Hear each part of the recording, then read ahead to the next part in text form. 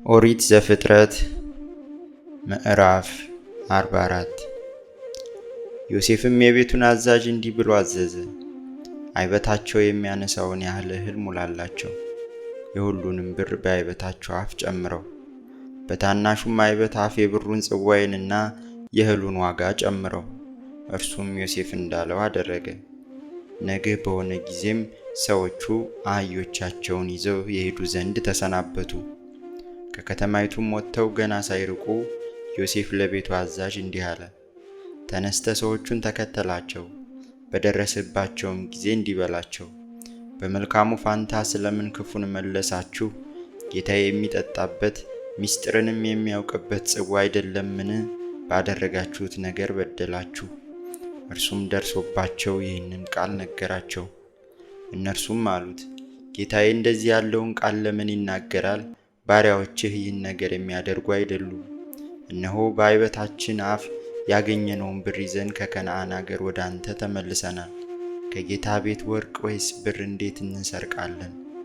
ከባሪያዎች ጽዋው የተገኘበት እርሱ ይሙት፣ እኛም ደግሞ ለጌታችን ባሪያዎች እንሁን። እርሱም አለ፣ አሁንም እንዲሁ እንደነገራችሁ ይሁን። ጽዋው የተገኘበት እርሱ ለእኔ ባሪያ ይሁነኝ፣ እናንተም ንጹሐን ትሆናላችሁ። እየራሳቸውን ፈጥነው አይበታቸውን ወደ ምድር አወረዱ፣ እየራሳቸውም አይበታቸውን ፈቱ። እርሱም ከታላቁ ጀምሮ እስከ ታናሹ ድረስ በረበራቸው። ጽዋውንም በብንያም አይበት ውስጥ አገኙ። ልብሳቸውንም ቀደዱ፣ አይበታቸውንም በአህዮቻቸው ጭነው ወደ ከተማይቱ ተመለሱ። ይሁዳም ከወንድሞቹ ጋር ወደ ዮሴፍ ገባ። እርሱም ገና ከዚያው ነበረ፣ በፊቱም በምድር ላይ ወደቁ። ዮሴፍም ይህ ያደረጋችሁት ነገር ምንድን ነው? እንደኔ ያለ ሰው ምስጢርን እንዲያውቅ አታውቁምን? አላቸው። ይሁዳም አለ፣ ለጌታዬ ምን እንመልሳለን? ምንስ እንናገራለን? ወይስ በምን እንነጻለን? እግዚአብሔር የባሪያዎችን ኃጢአት ገለጠ። እነሆ እኛም ጽዋው ከእርሱ ዘንድ የተገኘበቱን ደግሞ ለጌታዬ ባሪያዎቹ ነን። እርሱም አላቸው፣ ይህን አደርግ ዘንድ አይሆንልኝም። ጽዋው የተገኘበቱ ሰው እርሱ ባሪያ ይሁነኝ፣ እናንተም ወደ አባታችሁ በደህና ውጡ። ይሁዳም ወደ እርሱ ቀረበ፣ እንዲህም አለ፣ ጌታዬ ሆይ እኔ ባሪያህ በጌታዬ ጆሮ አንዲት ቃልን እንድናገር እለምናለሁ። እኔንም ባሪያህን አትቆጣኝ፣ አንተ እንደ ፈርዖን ነህና። ጌታዬ ባሪያዎቹን አባት አላችሁን ወይስ ወንድም ብሎ ጠየቀ። እኛም ለጌታዬ እንዲህ አልን፣ ሽማግሌ አባት አለን፣ በሽምግልናው የወለደውም ታናሽ ብላቴና አለ። ወንድሙም ሞተ፣ ከእናቱም እርሱ ብቻውን ቀረ፣ አባቱም ይወደዋል። አንተም ለባሪያዎችህ ወደ እኔ አምጡት፣ እኔም አየዋለሁ አልህ። ጌታዬንም ብላቴናው አባቱን መተው አይሆንለትም፣ የተወው እንደሆነ አባቱ ይሞታልና አልነው።